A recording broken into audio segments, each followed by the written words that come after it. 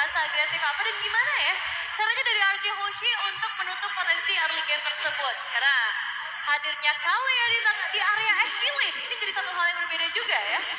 Ya, dan bahkan kalau kita melihat kondisi saat ini, Hah? sekalipun Aran berhasil menunggangi seorang Dairon, ini dia bisa dibawa ke dalam turret. Itu yang berbahaya. Bisa menjadi senjata tuan makan. Makan tuan. Iya sih, itu kayak pedang bermata dua ya yang akhirnya menjadi satu masalah juga. Tapi let's see dengan hadirnya Archie Hoshi ngebawain Kalia di area XP, harusnya secara team fight pun nggak memberikan perbedaan yang terlalu jauh, bahkan ini harusnya bisa lebih cepat dapetin itemizations, lebih cepat dapetin damage output atau bahkan cooldown reduction ya dari item-itemnya. Dan ini harus sedikit ditahan terlebih dahulu. Pergerakan Sukujin yang agresif ini juga harus hati-hati ya, cara menahannya nggak bisa sembarangan dari Widi. Ya, penanganan yang bisa kita lihat di sini, Widhi sekalipun dia berhasil melempar Susujin, Ya. itu gambling juga loh. Tiba-tiba Yeskiel lagi ngebuka Federal Strike, yang dia sambit Susujin, berubah, unleash the beast. Rawr. Gimana? Bahaya kan? Iya, dan roundnya dan Idol berjaga pelaga dengan second hammer dan satu bumper splat. Gagal didapatkan tapi Diamond merubah segalanya, menetralisir dan bahkan Widhi dengan flank defensive yang dimiliki para pasukan dari tim Liquid. Terlalu banyak source skill yang keluar, itu dia. Dairon satu-satunya penetralisir yang dimiliki dari tim Araki Hoshi. Karena kalau bisa kita bilang, ngomongin Kara Inok sebagai initiate single power yang dimiliki dari Araki Hoshi di awal, ya. kalau dia pakai Tigreal doang tanpa ada sosok Dairon dengan kaliannya, itu mungkin akan bisa diantisipasi.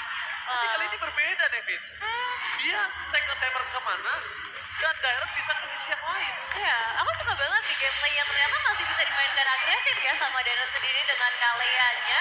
Dan kita ngelihat output damage yang memang cukup powerful dari seorang Sukujin di awal. Ini ngebuat tim Liquid ID potensi mereka langsung tertutup. Yang harusnya dengan Suyo Jauhat mereka bisa pegang kendali ke area turtle. Mereka bisa ngedapetin keuntungan-keuntungan di awal. Dan ya sayangnya hal ini mungkin gak akan terlihat lagi. Namun Widhi Memasang Kara Inok, jangan sampai dia melempar Inok, karena itu berbahaya sekali. Damage yang terlalu besar diberikan dengan seorang Rince. Karena ini galau juga. Iya. Oke, Widhi niatnya untuk target ke arah seorang Inok. Dilempar ke dalam. Kalau implosionnya jadi target ke arah belakang, wah, lagi-lagi Widhi ini dalam kondisi yang sangat gelisah banget, Sandara. Iya kan. Dia kebingungan, dan target utamanya dia kalau nggak Rince Artoy, Iya. mau nggak mau. Dan itu pun agak susah ya buat ngedapetin tim sama Toy di awal kayak gini. Dan Dairon satu menghadapi dua pemain. Oh, kita lihat di sana. Tsunami Slam ke arah belakang karena udah ada Rince yang standby on position. Final Strike mencoba untuk menyelamatkan sosok satu pemain kill.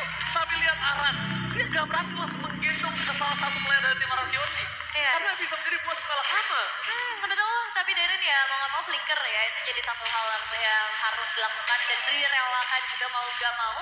Tapi untuk sekarang juga kita bakal melihat bagaimana dari Haskell nih, rotasi yang menguntungkan ya, waste by waste yang dipercepat sampai 150% akan membuat sebenarnya dari tim Liquid ID gak perlu terlalu khawatir untuk escape ataupun untuk ofensif secara speed. Karena mereka juga bawa Iring Shell kan, jadi Oke. follow-up-nya cepet banget. Dia nggak harus worry Iya. tentang adanya Rotasi. by way. Iya. Tapi kenapa sekarang kita belum lihat adanya rotasi? Nah, itu dia Itu sih. problem utamanya. Jadi mungkin STL harus lebih repetitif untuk bermain sosok dari Marshanya secara rotasi. Karena lihat daerah di depan mata udah standby untuk mendapatkan siapapun. Pada STL terlihat dan Tsunami Slam berhasil menangkap ke arah belakang. Terus bisa di shot point. Tapi lihat implosion from Vito berhasil membuat para pasukan dari tim Legend kehilangan dua pemainnya.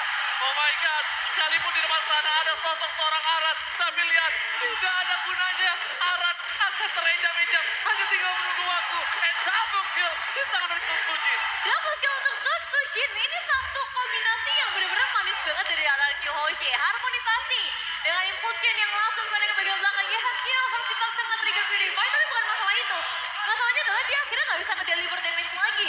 Dan 2-3 pemain dari tim Liquid ID tadi udah tertahan di area frontline. Jadi kita bakal melihat Araki Hoshi jauh lebih dalam lagi. Auto turret satu persatu sudah mulai mereka amankan.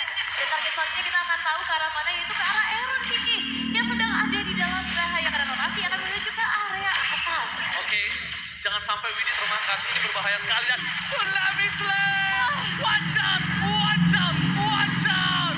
Pemain Smackdown kali ini langsung berganti posisi di tangan dari tim Araki Hoshi. Final strike imitasi dari Rince berhasil mengusir mundur para pasukan dari tim Liquid. Karena turret pertama akan masih penuh di menit yang kelima.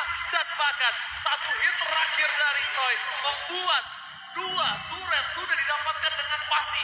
Tersisa laning dari Iron Ciki yang harusnya udah mereka switch. Iya. Harusnya mereka switch. Dan ini tuh nggak ada yang aman ya buat tim Liquid ID. Nggak ada. Manapun mereka pergi, ada dua efek surprise. Entah itu dari Tigreal ataupun dari Kalea yang dibawakan oleh seorang Dairat. Dan gak jarang juga kita melihat surprising effect dari seorang Riz karena dia bisa pilih nih apa saja ultimate yang ingin dia mainkan dari tim Liquid ID. Jadi memang target utama dari RRQ Hoshi sekarang akan berfokus di area top lane, sedangkan posisi dari seorang Fabian ini masih terpantau di area bottom lane. Yes, lihat di depan sana Aran bakal dibonyokin. Dan kondisinya kali ini Nevin adalah lihat dua posisi yang dimiliki Arakiyoshi, Idok dan Dairat. Siapa yang akan initiate power di depan dan siapa yang akan mengcover, ini tinggal tukeran. Jadi bisa dibilang dua crowd control ini yang memastikan para pasukan dari tim Liquid itu nggak bisa masuk atau deliver damage maksimal. Ngomongin split push, sekarang juga nggak terlalu power dengan tidak adanya Moskov. Betul sih, makanya Dairat juga udah langsung follow up ke bagian bottom lane. Dan tadi sepertinya hanya butuh satu Feather Isaac saja untuk nge-secure ke arah tertentunya supaya zoning out ini bisa tercipta dengan baik. Yang mencoba mundur juga ke arah Iron Ciki. Dan dengan perbedaan gold yang udah mulai kerasa 3.800 keunggulan, kita melihat juga dari tim Liquid ID yang masih belum punya output damage. Hanya ada sekitar 3 item dari 5 pemain dan conceal play. Udah mulai dibuka.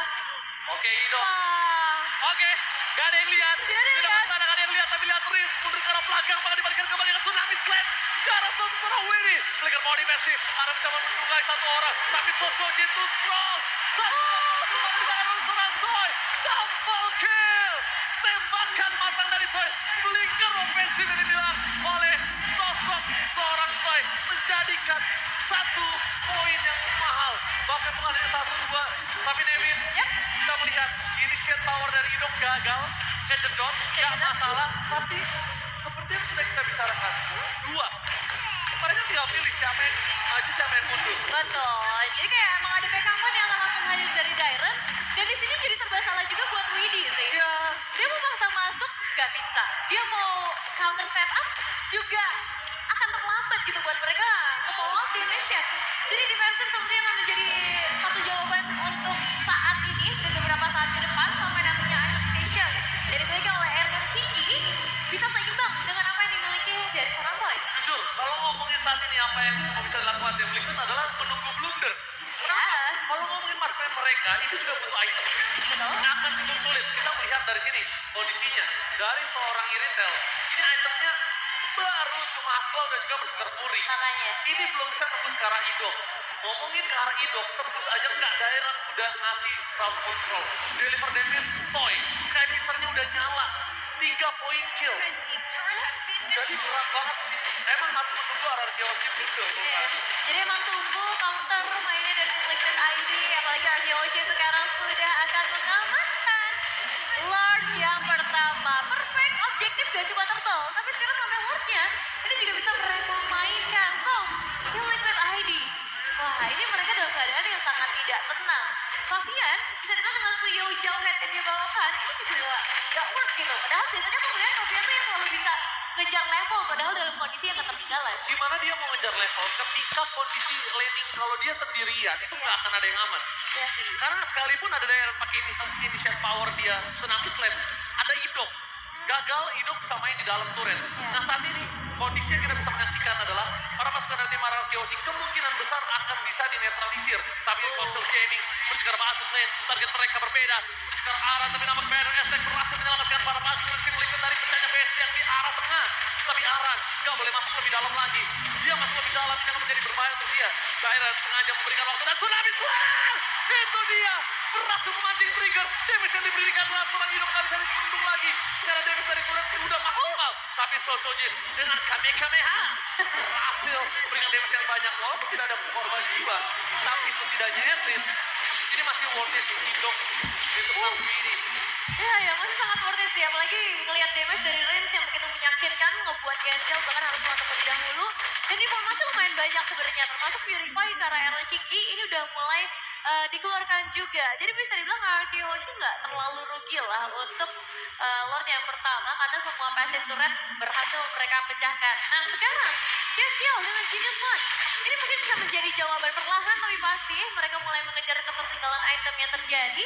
Dan sebagai defender high ground yang kuat, posisi Yehaskiel gak boleh terancam. Posisi Yehaskiel harus dijaga dengan ketat oleh Aran atau Winnie. Masalahnya mereka dua-duanya kan tipikal yang maju ya. Ya, tapi tadi aku udah lihat ketika Dairon masuk ke dalam, Iya. itu tuh udah sengaja siapa yang dekat kena targetnya dia. Dan bahkan Didok, Explosion mendengar sosok seorang Winnie. Mencoba dilempar ke arah belakang, selamatkan oleh para pasukan dari Semara Kyoshi. Tidak ada lagi, tapi nampaknya dengan ada Sutsujin yang tergendong oleh sosok seorang Aran, mencoba dilindungi. Riz mundur ke arah belakang, biar tidak ada deliver damage. One last hit Sutsujin! Selamatan itu dia. Satu Sky Piercer aktif lagi dari seorang Toy. 4 poin kill Sutsujin tidak pecah. Dan 4 poin kill dari Toy dengan full dari Sky Piercernya. Dan mungkin akan bertambah lagi ya. Kalau lihat ini dua damage dealernya dapetin makanan yang sangat mengencangkan untuk mereka dengan Kyoshi. 8.000 keunggulan gold sudah ada di tangan mereka. Great untuk Spear, untuk Aaron Shige. Tapi apakah item ini akan membantu deliver damage-nya? Karena permainan constantly ini yang masih belum bisa dijawab. Satu impulsion dari Idok gagal, menang masih ada Dairon. Tapi yang tadi aku suka adalah Rins. Lihat gak? Gimana Rins bikin barricade. Yep. Dimana Rins ngeblokade damage dealer dari tim Liquid untuk gak bisa masuk. Sekalipun maksa masuk, ya minimal akan ada barter. Benar. Sutsujin memang shutdown, tapi para pasukan dari tim Liquid juga pasti akan ada yang hilang. Iya. That's why dari tim Liquid ada baiknya. Dibanding dia harus kehilangan 2. Aran dan 1 orang lagi. Mending dia kehilangan Aran aja yang udah pasti hilang. Bener sih. Mereka harus mulai merelakan salah satunya ya untuk Dibanding dapetin, untuk dapat keuntungan yang lebih banyak kan. Karena itu dalam posisi kayak gini, Nafasnya masih ada. betul. Dan mereka harus cari pertukaran daripada diam-diam doang gak dapetin poin eliminasi. Kayaknya akan jauh lebih baik hilang 2 tapi dapat Sutsujin atau dapat Toy. Untuk memecahkan ya at least taking Sky Pierce atau ngedapetin gold juga supaya mereka bisa kejar nih 9.000 perbedaan goldnya. Ditambah lagi sekarang wave minion ini benar-benar ditahan, akan didorong dengan waktu yang sama bersamaan juga dengan Lord yang muncul dari area mid lane. Wah, ini sih aku bener-bener ngeliat Toynya bebas banget mainnya. Gak masalah, gak peduli lo pada ngeluarin crowd control kayak apa. Widih sekalipun masuk gak masalah. Kenapa? Widih keluarin flickernya, Idok bisa nge-cover. Iya, iya. Ada Dairon di sana initiate. Oh, Jadi dan udah ada win of nature dari seorang Toy. ya ini benar-benar bebas banget. Dan lihat di setengah sana para pasukan dari Marar Kyoshi bermain dengan ada bottom lane. Damage untuk seorang Iron Sigi. Bahkan lihat tsunami slam. Meanwhile Rinsya, 2 tim yang berbeda membuat tim Liquid porak-poranda. Ini bencana. Tim Liquid benar-benar dihantam. Dan di best di game yang ketiga dipecahkan oleh tim Marar Kyoshi dengan one-sided game. Raja dari segala raja menunjukkan kekuatannya bermain dengan cepat dengan 2 game yang terakhir.